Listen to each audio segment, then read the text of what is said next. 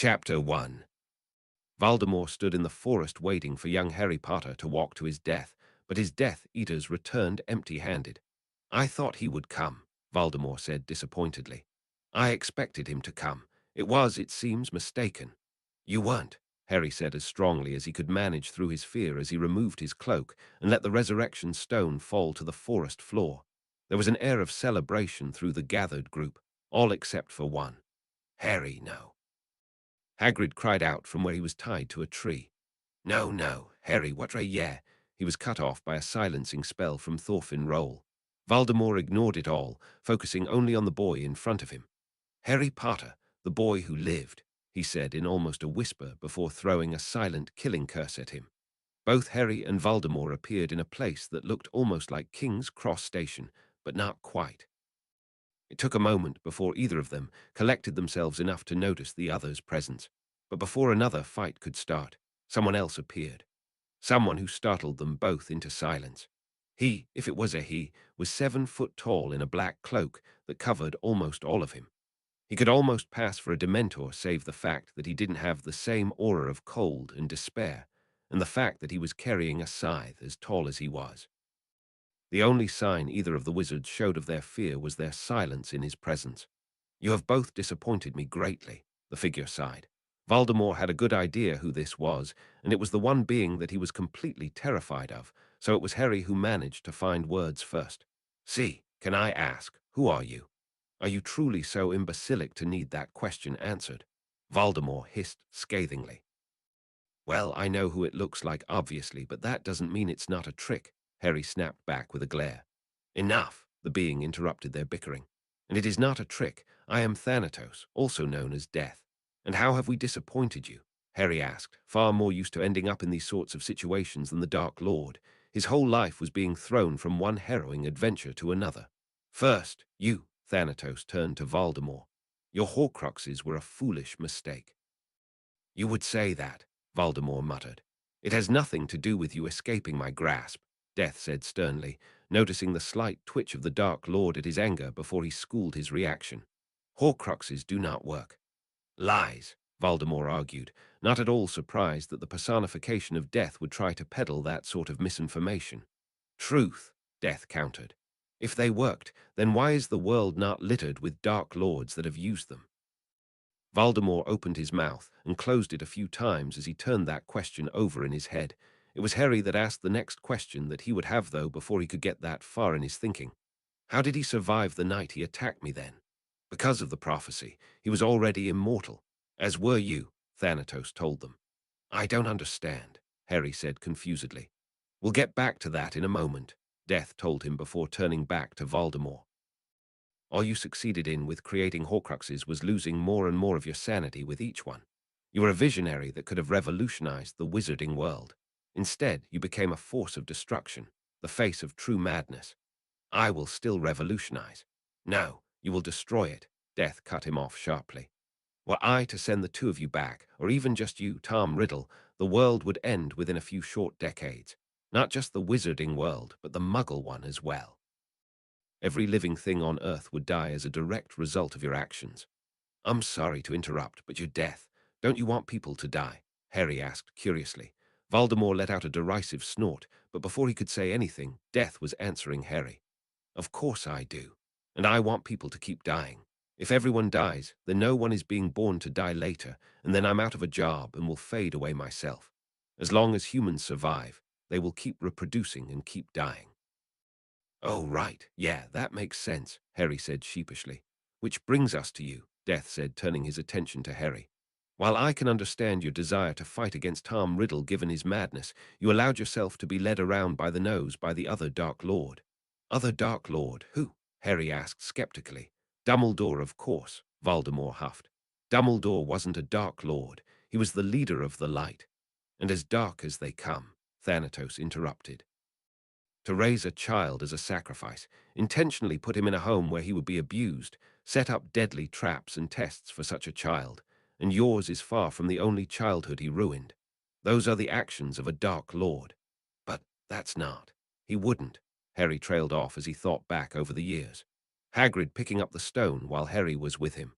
All the hints and clues, and then the traps that 3 first years could easily get past.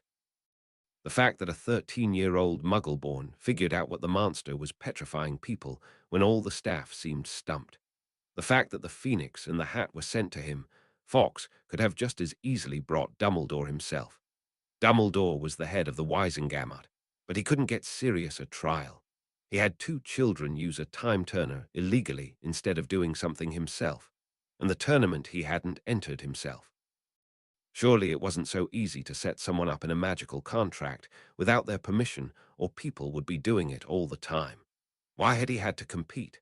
Then he remembered what Dumbledore said the night he told him the prophecy, that he knew when he left Harry at the Dursleys that he was sentencing him to 10 dark and difficult years he had known, and he just let it happen, and then kept sending him back. Even after he was dead, he was still pulling strings. Harry had just had the wool pulled off his eyes completely. He didn't tell me the real prophecy, did he? He guessed. You saw that it is far too difficult to successfully change a memory very much, but to make minor changes for one as skilled as he is possible, Death told him. The changes he made were small but very significant. What changes? Harry asked before stopping and looking at Voldemort nervously. Maybe we should talk alone, he almost whispered. No. Not give one of you an advantage over the other. I am neutral in all things. If I tell you the true prophecy, I will tell you both, Death said firmly.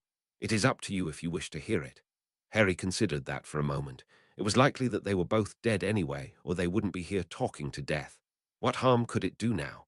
He'd already said that going back would destroy the world, so he wasn't likely to do that. I'd like to know, Harry decided. He needed to know how badly he'd been played. The one with the power to vanquish the Dark Lord's approaches, born to those who thrice defied them, born as the 7th month dies, and the Dark Lords will mark him as an equal, but he will have powers the Dark Lords know not. Either must die at the hands of the others, for neither can live while the other survives, Thanatos recited. Both Harry and Voldemort thought for a few minutes, turning that over in their heads before Harry broke the silence and actually asked, "What does that mean?" "That is for you to figure out. If you were to have all of the answers, the prophecy would have been more clear, and we are running out of time," Death said seriously. "Time for what?" Voldemort asked suspiciously. "Time for you to make a decision," the Spectre said as he looked between them. "One you must agree on." "You want us to agree?" Harry asked incredulously. "If you do not, you will remain here in limbo permanently," Death told them. "Your choices are to move on to the next life, or to be returned back in time. To a time when you can do some good and prevent the disaster that the world has become." "Back in time? That's possible?" Harry asked with wide eyes. "It is. Should you choose that option, Tom Riddle's soul will be remade with the pieces that I have already collected from his ruined Horcruxes, and his sanity will be restored. At least then, if you choose to continue your fight, it can be done with some measure of discretion and not tempting the entire world into open warfare." "We're going back," Voldemort said with a glare at Harry, daring him to disagree. He wasn't sure what would come of his restored sanity and got the hint that his Horcruxes would be gone there as well, but if the only other option was death, he was most certainly not taking that one. "I never thought I'd say this, but I agree with you," Harry sighed. So many had died already, so many that could be saved. On one condition, you don't kill my parents this time. "That cannot be changed," Thanatos jumped in. "It was their time and must happen the same way. Thus you will not be going back far enough to change that regardless." "Fine, but it'll be before the battle though, at least, right?" Harry asked hopefully. "It will," Thanatos nodded. "You are both agreed then?" "Yes," Voldemort said, casting another glare at the boy in case he changed his mind at the thought of being unable to save his parents. "Yes," Harry sighed, knowing that he had little choice. His main factor in his choice was his godson. He couldn't allow that baby to lose both his parents and his godfather in the same day at such a young age. Not to mention the fact that if he and Voldemort didn't agree, then he would end up trapped here in this place and never get to be with his loved ones again. "Very well," Death said as he raised his hand. He had one last parting comment, however. "Do not be afraid to use my tools. In the hands of their master, they can do no harm." They were gone before either of them could respond. Chapter 2. Harry came to finding himself tied to the tombstone in the graveyard as Voldemort rose from the cauldron in front of him. He noticed something unrecognizable flash across the monster's face before he schooled himself and called for Wormtail to robe him, and then took his wand. Voldemort shot two quick spells at his minion, a stunner and a cauterizer for his hand.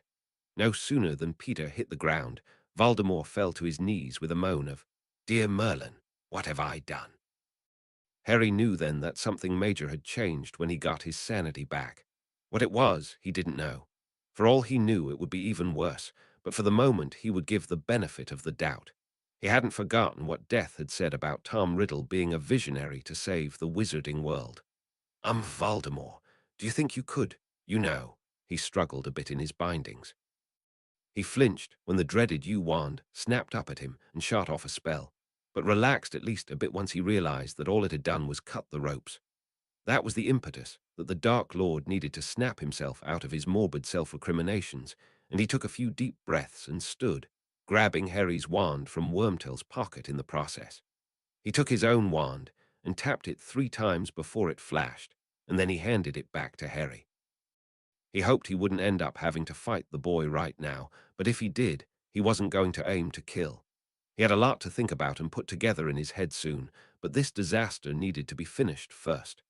Harry looked at the wand like it was a snake and was clearly debating taking it, but Tom told him, "I just removed the trace.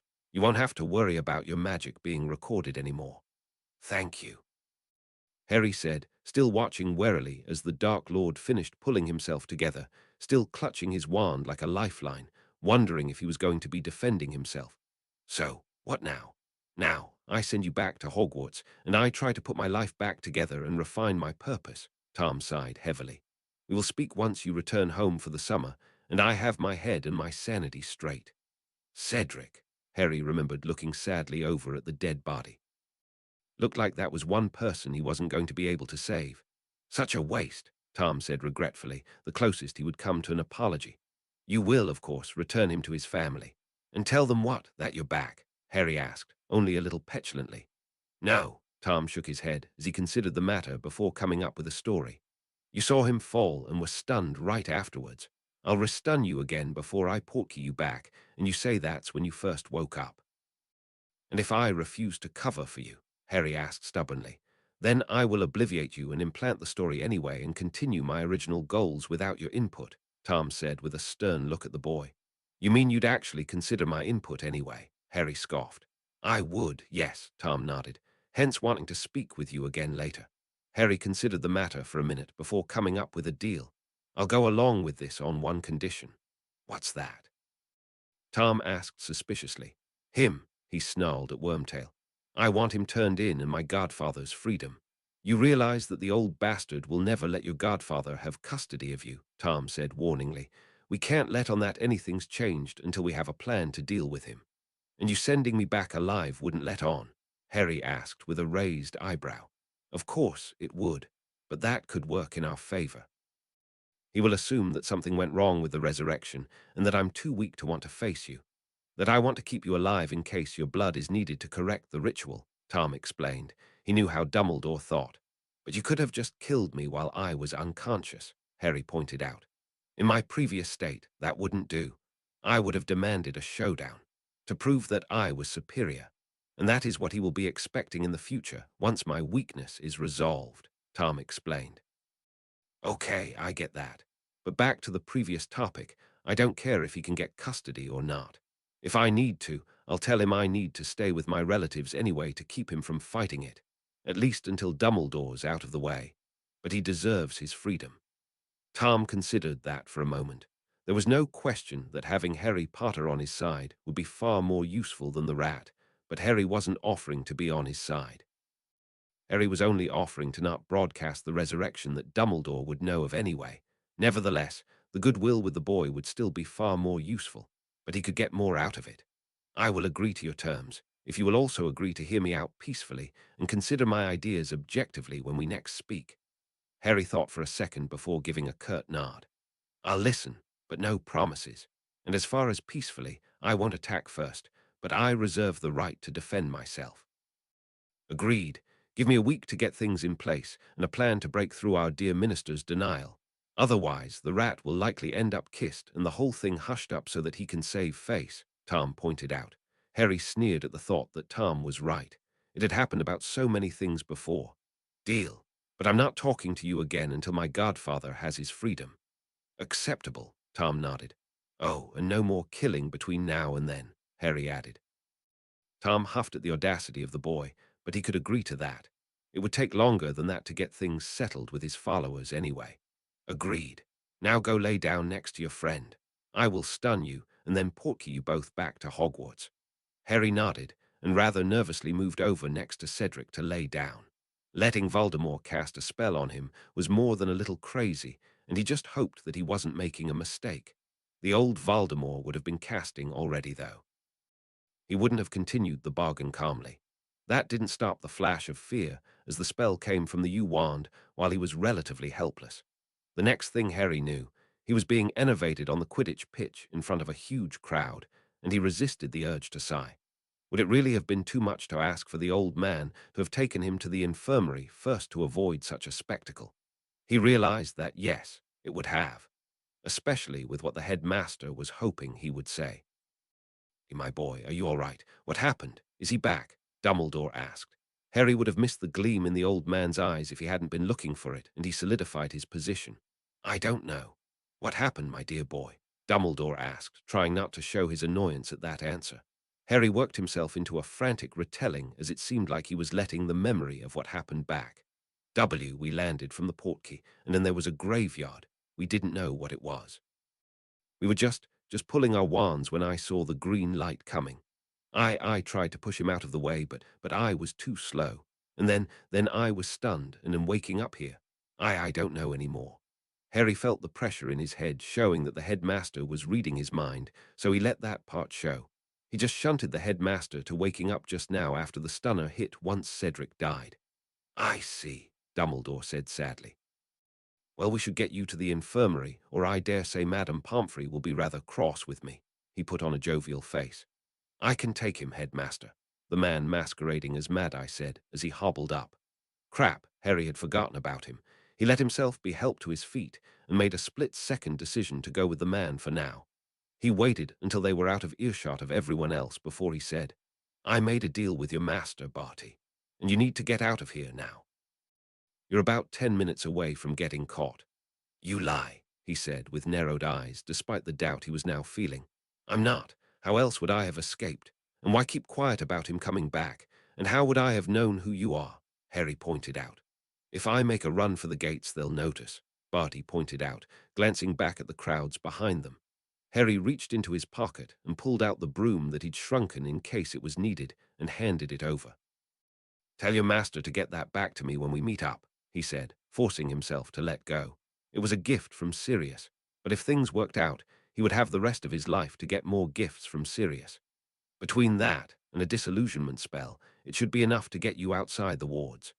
If this is a trick, boy, Barty warned as they got to the front of the castle and out of sight of the spectators. He wouldn't have long before Dumbledore came looking for him if the kid was right. He didn't wait for a response before disillusioning himself and enlarging the broom. As the polyjuiced man took off, Harry got himself up to the infirmary and laid down on the bed as the matron started fussing over him. He gladly took the offered dreamless sleep and was out like a light. Chapter 3. Once Harry was back to Hogwarts, Voldemort debated on his next action for a moment before realizing that he couldn't risk not calling his Death Eaters right away. They would all notice his mark returned, and if they took it upon themselves to earn his favor, making assumptions about why they weren't called, it would make everything so much worse. He resisted the urge to sigh as he headed towards the house on the hill. He would have preferred to fix it up better before bringing others there, but that would take him days. Tom levitated Wormtail along with him as he walked into the building and at least did a quick cleaning spell in both the entryway and the ballroom. He set the rat down on the floor and pressed his wand to the mark on his arm before restooning him and banishing him to one of the dusty bedrooms. He would deal with him later, but if the rat was going to be turning himself in, the less he knew going forward the better. He would also have to obliviate him of the resurrection. It didn't take long before they started arriving and immediately threw themselves on the floor in debasement. Tom curled his lip. but forced himself to wait until everyone had arrived, including Barty Crouch, who was already in the process of transforming back into himself.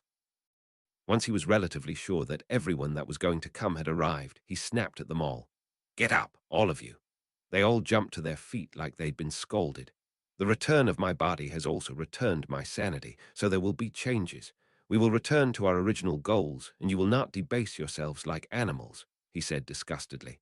"When entering my presence, you will take a knee until I tell you to rise. No more, no less. Understood?"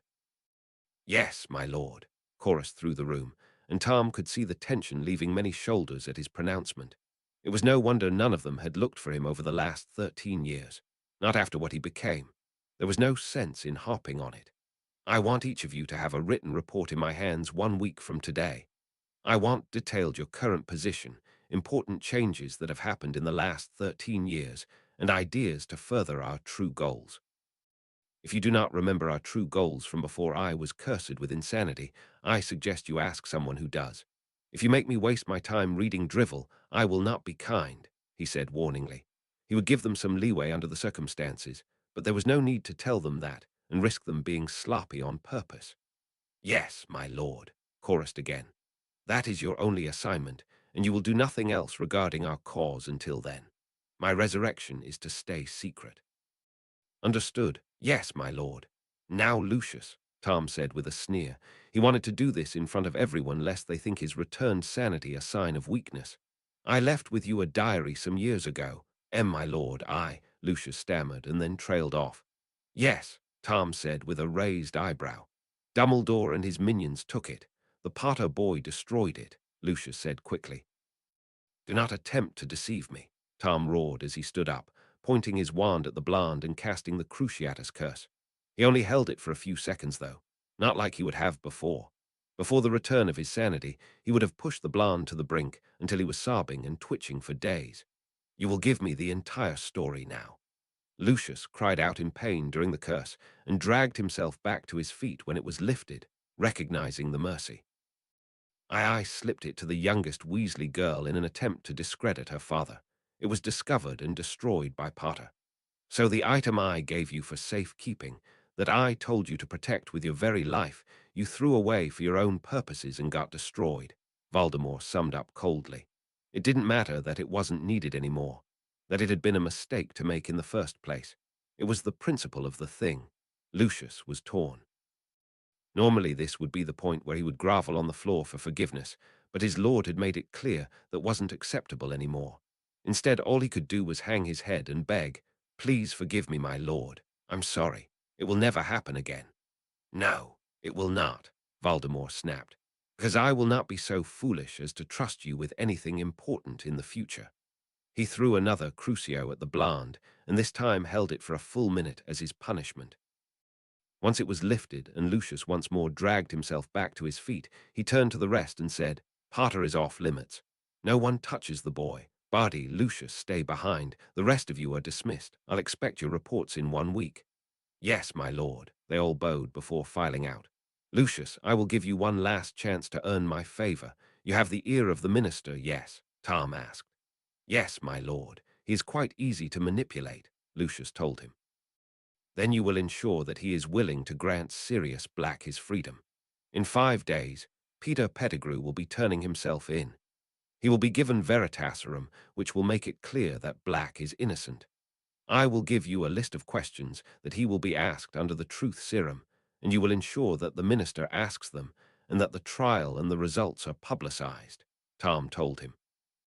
If he could get some of his true goals out there and make people think in the meantime, then it would kill two birds with one stone.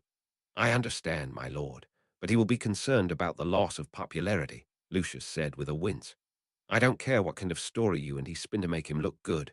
Only the results matter in this case. Black will be free, and the questions I give you will be asked," Voldemort told him, waiting for the nod of acceptance. "You're dismissed." Barty watched the proceedings curiously. The request of Malfoy gave credence to the Potter boy's story about making a deal.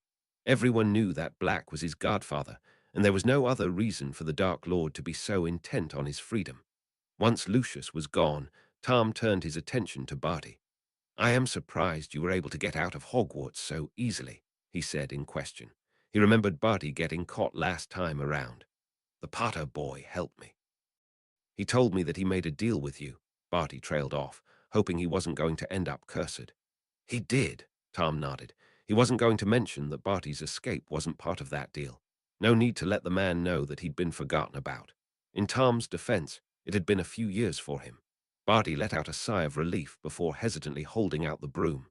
He loaned me this to get away and asked that I request you to return it to him when next you see him. Tom nodded and took the broom gently. He may have no use for brooms or Quidditch himself, but he knew this was a top-of-the-line international standard broom, and it would not help his cause any if he allowed it to be damaged.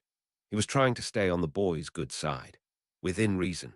He wouldn't bend over backwards for him, but this was a small and simple thing to do. Since you are unable to be seen in public, you will attend me here for the time being.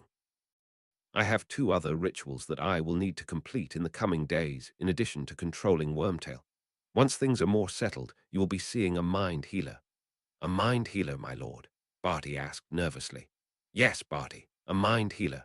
You've spent well over a decade under the control of the Imperious curse. That sort of thing leaves scars. As one who was cursed into madness myself, I can see the signs in you. You are not nearly as bad as I was, but you are getting there. I need you back to your old self. Yes, my lord, thank you, Barty said proudly. He didn't see anything wrong with himself, but he would trust his lord on the matter, and the fact that he was apparently valued enough for him to go to the trouble made him feel good. Before that, though, can I trust you to go shopping in Diagon with a glamour without causing any trouble? Tom asked sternly. You can, my lord, Barty assured him. I will give you a list of things that I need. You are also to purchase clothing and supplies for yourself. Using your accounts will draw too much attention with your father being declared missing, so I will give you a key to another account. You will not go overboard, but will get everything you reasonably need. Understood? Yes, my lord. I won't let you down, Barty promised, and took the offered key.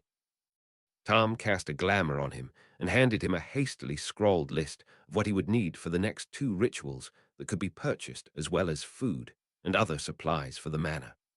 Once Barty had left, Tom considered his options for a moment before deciding to start on the wards first. He could always use Barty and even Wormtail to clean and upgrade the manor, but he would trust no one else with the wards. He would have to wait until Barty returned to add the Fidelis, but there was more than enough that he intended to add to take him days regardless.